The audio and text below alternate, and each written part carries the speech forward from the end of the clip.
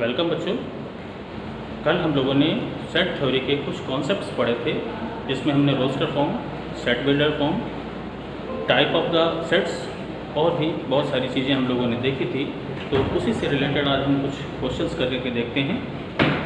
Set builder form और roster form में हम लोगों ने देखा था कि रोस्टर फॉर्म वो फॉर्म होता है जब हम किसी भी क्वेश्चंस को, किसी भी इवेंट को हम अगर मैनुअली रिप्रेजेंट करते हैं। अगर हमें कह दिया जाता है set of the natural number, तो हम नेचुरल नंबर 1 से लेके जहाँ तक नेचुरल नंबर का डिस्कशन किया गया है हम मैनुअली उनको रिप्रेजेंट कर दें, तो ऐसे सेट को हम रोस्टर फॉर्म कहते हैं। इसी को अगर हम प्रॉपर्टी बेस्ड लिखते हैं तो वो हम सेट बिल्डर फॉर्म कहते हैं। तो उसी से रिलेटेड एक क्वेश्चन हमने बोर्ड में डिस्प्ले किया है। आप पॉज करके उसको क्वेश्चन को नोट भी कर सकते हैं, समझ भी सकते हैं, सेल्फ ट्राई भी कर सकते हैं, और नहीं आता है तो इसके बाद हम लोग इसका कैलकुलेशन भी करते हैं और सॉल्यूशन देखते हैं कि किस तरह से इस तरह के क्वेश्चंस अगर आपके पास आ जाते हैं तो उनको हम कैसे सॉल्व करेंगे। तो इन्हीं पर आज हम डिस्कस करेंगे। तो पहला क्वेश्चन आपके सामने है, represent the following sets in the roster form. पहला क्वेश्चन है X. X is a vowel in the English alphabet. अब हम जानते हैं कि इंग्लिश अल्फ़ाबेट में 26 हमारे वर्ड्स होते हैं A to Z, और उसमें वॉवेल्स हमारे 5 वॉवेल्स होते हैं A, E, I, O, U। तो जब भी हमें इसको कभी लिखना होगा तो हम यहाँ पर कहेंगे A हमने सेट का नाम दिया है, और इस मिड ब्रैकेट के अंदर हम वो वॉवेल्स लिख देंगे A, E, I, O and U। तो अल्फ़ाबेट में, इंग्लिश अल्फ़ाबेट में 26 वर्ड्स में से केवल 5 हमारे वर्ड्स ऐसे हैं जो वॉवेल्स हैं। तो इन्हीं वॉवेल्स को हम 5 वॉवेल्स को एक सेट बना के हम मिड ब्रैकेट के अंदर उनको स्मॉल लेटर से रिप्रेजेंट कर देंगे, और यही हमारा इसका रोस्टर फॉर्म रिप्रेजेंटेशन है। तो हमें उम्मीद है बड़ा आसान है कि अगर आप कोशिश करेंगे तो आप इस तरह से आसानी से ले सकते हैं।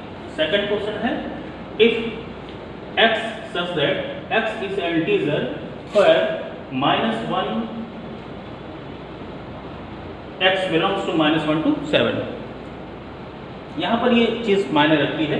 इस चीज़ में हम सबसे पहली बात तो क्या लिखना है, x क्या है, इंटीजर्स हैं। इंटीजर्स क्या होते हैं, 0, 1, 2, 3, 4, -1, -2, -3, -4।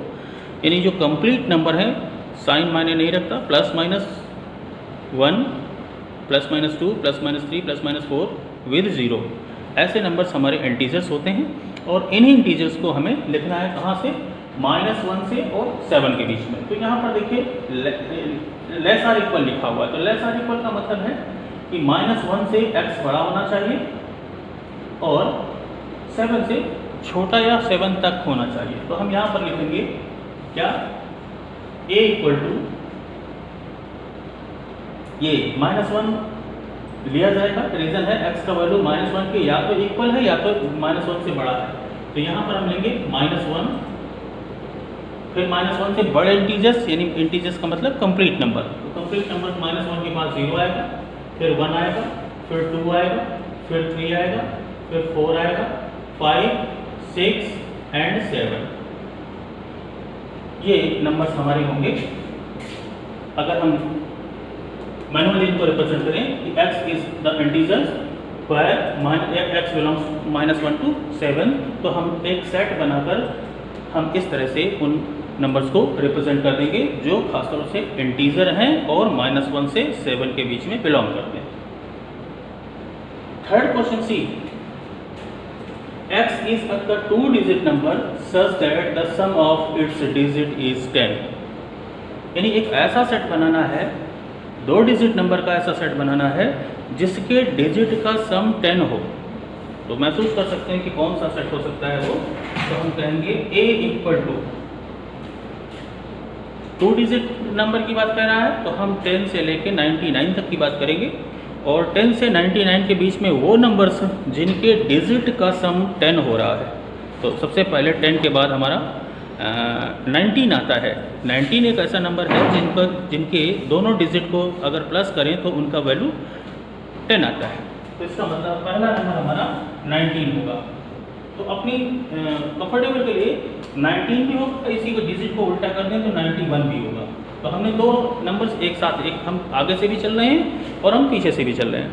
तो एक 19 ऐसा डिजिट है जिसका सम हमारा 10 होगा, और एक 91 भी होगा, उसका भी हमारा सम 10 होगा, इसलिए हमने दो नंबर लिख लिए। इसके बाद हमारे पास 28 आएगा और इसी का जस्ट उल्टा 82।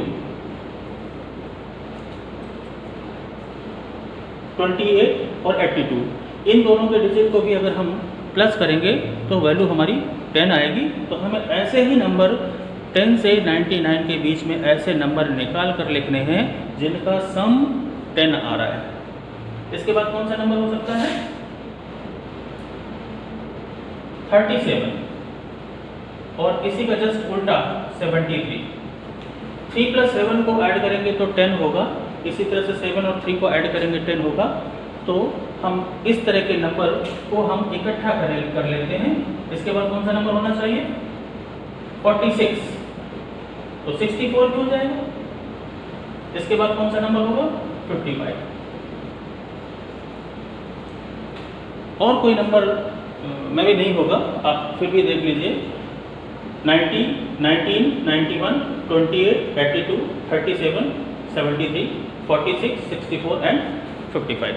इनको चाहें तो आप इंक्रीजिंग या डिक्रीजिंग ऑर्डर में भी लिख सकते हैं, और चाहे तो आप ऐसे भी रिप्रेजेंट कर सकते हैं।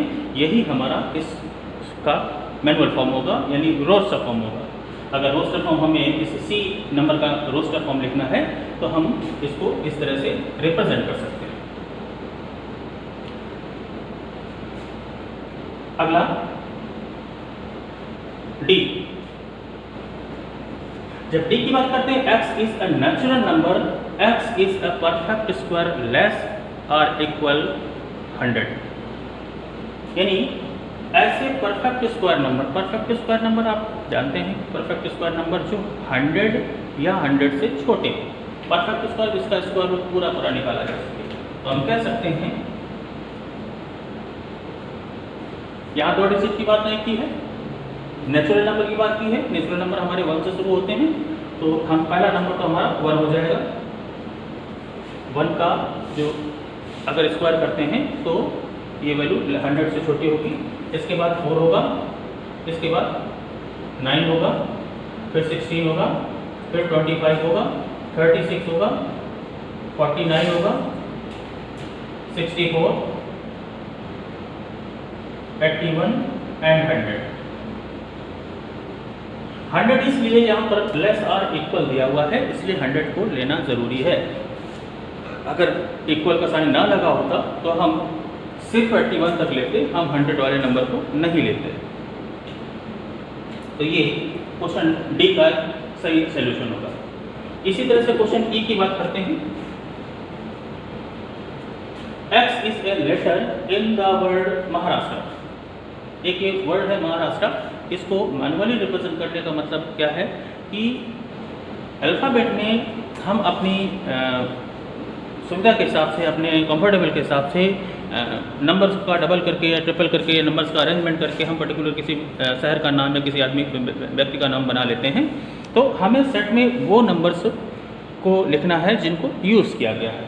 तो सबसे पहली चीज़ ये है कि अगर हम ऐसे लिखते हैं तो एक तो हमारे जो वर्ड्स यूज़ हुए हैं, जितने वर्ड्स भले ही वो रिपीट किया गया हो, लेकिन सेट कहता है कि उसको एक बार रिप्रेजेंटेशन देना है। तो जिन नंबर्स की डबलिंग हुई है उनको एक बार यूज़ करना है, और जिन नंबर्स को सिंगल बार लिखना है उनको तो सिंगल बार लिखना ही लिखना है। तो इसलिए कोई भी नंबर जो भी डबल हुआ है, ट्रिपल हुआ है, उसको हम सिंगल बार रिप्रेजेंटेशन देंगे। तो सबसे पहली बार M है हमारे पास, फिर A है, फिर H है, फिर R है, फिर S है, फिर T है और R है।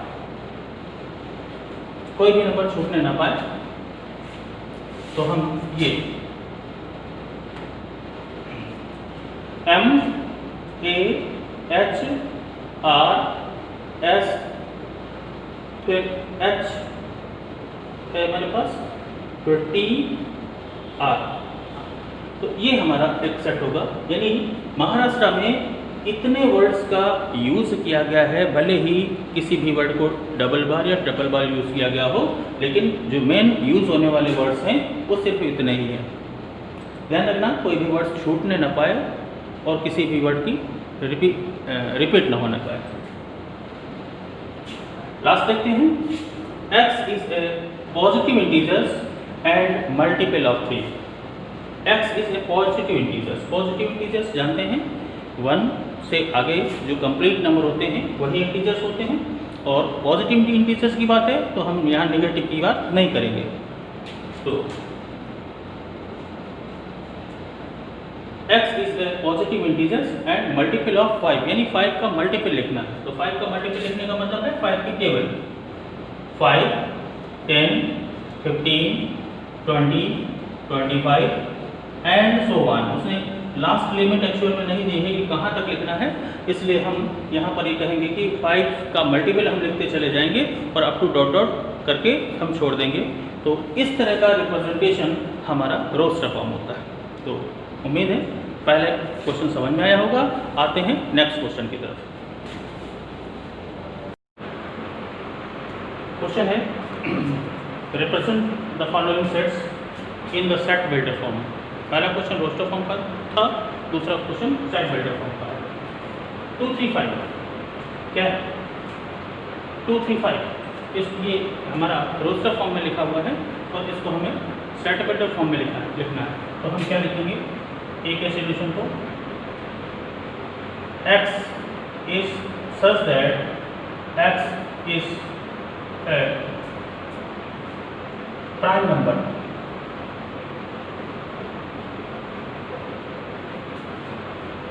Less or equal 5। ऐसा हम कह सकते हैं कि 2 3 5 हमारे प्राइम नंबर हैं, और प्राइम नंबर कैसे हैं? लेस और इक्वल टू 5 या 5 से छोटे प्राइम नंबर हैं।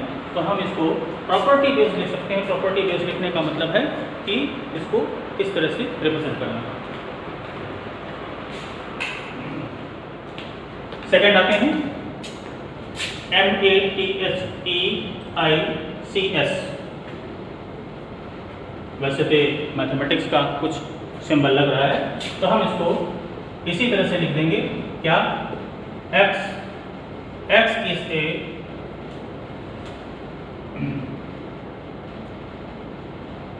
इंग्लिश अल्फाबेट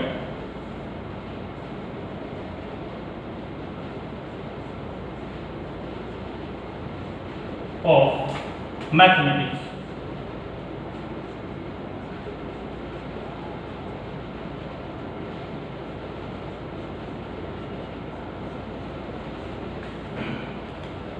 इस तरह यानी मैथमेटिक्स के वर्ड्स को हम उठाकर हमने एक सेट के फॉर्म में रख दिया है। सी हमारे पास 2 4 6 8 10 इवन नंबर है, आप जानते हैं इवन नंबर है। और कहाँ तक इवन नंबर है? 10 या 10 से छोटे। तो यहाँ पर लिखेंगे x is such that x is A even number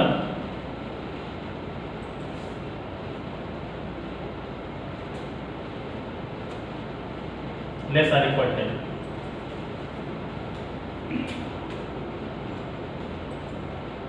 even natural number ऐसा लगा। इवन नंबर में तो हमारे नेगेटिव भी आ सकते हैं। Even natural number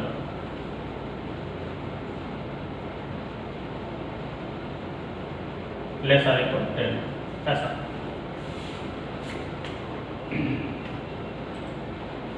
next 3 9 27 and 81।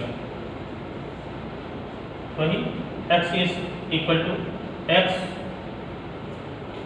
Is a multiple of 3, sorry x is a square of, यानी x is a square of 3।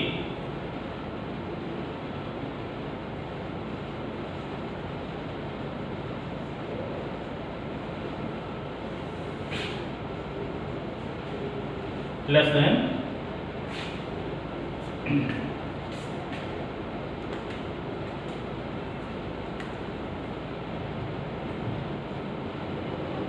100 ऐसा, या इसी को हम ऐसा भी कह सकते हैं x such that x square, यहाँ पर लिखेंगे x belongs to x less or equal 9, ऊपर या नीचे। तो ये भी वही चीज़ है,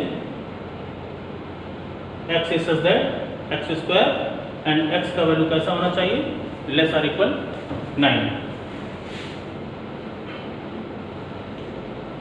सॉरी x और क्या x belongs to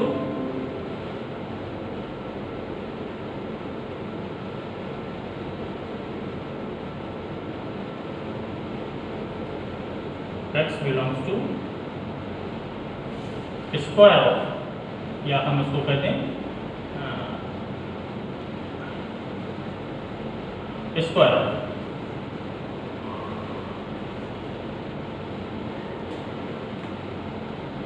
number, natural number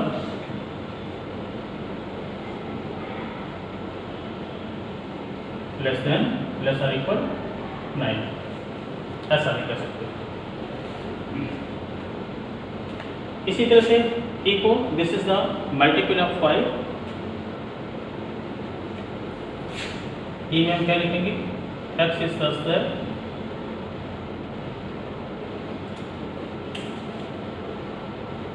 multiple of 5,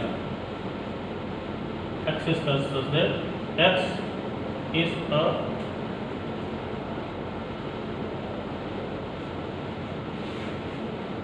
multiple of 5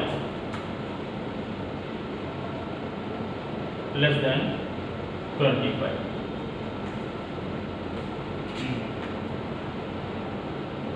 less or equal 20 भी लिख सकते हो 25 की जगह।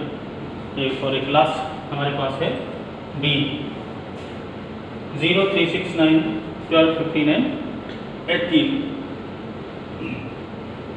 यहाँ पर लिखेंगे x is such that x belongs to 3x या 3n where n is less or equal 6, but integers can n less or equal 0 to 6 ऐसा। तो इस तरह से हम इसको, यानी हम 0 से 6 तक के बीच के नंबर अगर हम रखेंगे तो ये हमें सारे नंबर मिल जाएंगे। आते हैं नेक्स्ट क्वेश्चन की तरफ।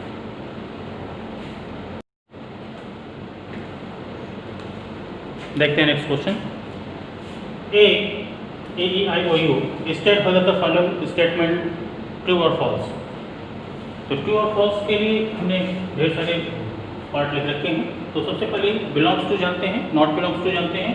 अगर कोई भी एलिमेंट किसी सेट का एलिमेंट है तो वो बिलोंग्स टू लगाएंगे, अगर सेट का एलिमेंट नहीं है नॉट बिलोंग्स टू लगाएंगे।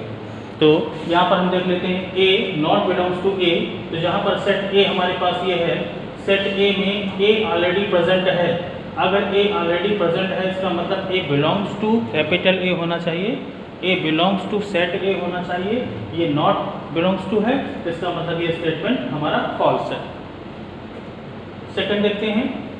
देखिए इस तरह का जो सिंबल था वो हमने सबसेट के लिए बताया था कि जब भी कभी कोई सेट, एक बड़े सेट से कुछ मेंबर्स निकलकर एक छोटा सेट बना लेते हैं तो वो हमारा सबसेट होता है। तो ये एक बड़ा सेट है और उससे कुछ एलिमेंट निकलकर एक छोटा सा सेट इन्होंने बना लिया तो ये इसका सबसेट होना चाहिए, यानी ये स्टेटमेंट हमारा ट्रू है। इसी तरह से E बिलोंग्स टू A, यानी E A के का एलिमेंट है, E is a member of A। तो A के सेट में देख लेते हैं E अगर प्रेजेंट है तो ये हमारा ट्रू स्टेटमेंट होगा। इसी तरह से AEI is a subset of A। पूरी कहानी B वाली है कि इसमें कुछ एलिमेंट A से निकलकर उन्होंने एक नया सेट बना लिया तो ये A का सबसेट होगा, ये स्टेटमेंट भी हमारा ट्रू होगा। फिफ्थ में 5 is not a subset of A। वैसे अगर हम देखें तो जब हम कभी किसी सेट के टोटल सबसेट लिखते थे तो उसमें कुछ हमने प्रॉपर सबसेट बताए थे, कुछ हमारे इम्प्रॉपर सबसेट होते थे। तो इम्प्रॉपर सबसेट में हमने दो एलिमेंट बताए थे, दो सेट बताए थे, एक 5 यानी नल सेट और दूसरा सेल्फ सेट। यानी अगर इस सेट को पूरा का पूरा एक सबसेट में भी रख सकते हैं, तो एक अगर पूरा का पूरा सबसेट में रख देते हैं वो, और एक हमारा फाई यानी नल सेट, एम्प्टी सेट, ये दोनों हमारे इम्प्रॉपर सबसेट होते थे किसी भी सेट के। तो इसमें भी हमारे ए सेट के जो फाई होंगे वो सबसेट होगा। जब हम इसका पावर सेट लिखते थे तो हमने इसमें 2 to the power n वाले फार्मूले से इसको डिफाइन किया था, इसलिए ये स्टेटमेंट हमारा फॉल्स है। T is a subset of A, अब टी तो इसमें है भी नहीं, तो हमने कहा था कि जो नंबर सेट में बिलोंग करते हैं तो उसमें तो हम बिलोंग्स का साइन लगाते हैं। अब यहाँ पर टी नहीं है, टी सेट में ही नहीं है, इसका मतलब ये सबसेट भी नहीं होगा। ये सेल्फ सेट है, ये पूरा का पूरा सेट हमारा यहाँ पर आ गया है, ये प्रॉपर सबसेट नहीं है, ये इम्प्रॉपर सबसेट में एक ये और एक हमने फाइव, इसलिए ये भी हमारा ट्रू होगा। नेक्स्ट क्वेश्चन में show that the following statements are equal. Equal mean एक सेट 1 2 दिया हुआ है, दूसरा सेट देखिए ये 1 2 ही है, लेकिन 1 को कई बार रिपीट कर दिया गया है, 2 को कई बार रिपीट कर दिया है। तो सेट में ये प्रॉपर्टी होती है किसी भी नंबर को कितनी बार भी रिपीट कर दो उसके फंडामेंटल पे कोई फर्क नहीं पड़ता। तो हम यानी इसको भी हम 1 2 कहेंगे, इसको भी हम 1 2 ही कहेंगे, क्योंकि इसमें 1 और 2 के अलावा कोई तीसरा एलिमेंट एंटर हुआ ही नहीं। भले ही 1 कई बार आ गया है, 2 कई बार आ गया है, लेकिन ये हमारा सेम सेट है यानी इक्वल सेट। इधर x² - 3x + 2, तो इसके फैक्टर कर लेते हैं। तो इसके फैक्टर करेंगे तो हम देखेंगे x - 2 एंड x - 1 इसके फैक्टर होने चाहिए। अब फैक्टर करके देख लेना, यहाँ से x का वैल्यू 2 और 1 ऐसा आएगा। तो जब हम c की बात करेंगे तो c = भी हम 1 और 2 ही लिखेंगे। तो हम ये कह सकते हैं कि a = b और b = c, इसलिए हम ये कह सकते हैं कि तीनों सेट हमारे इक्वल सेट होंगे।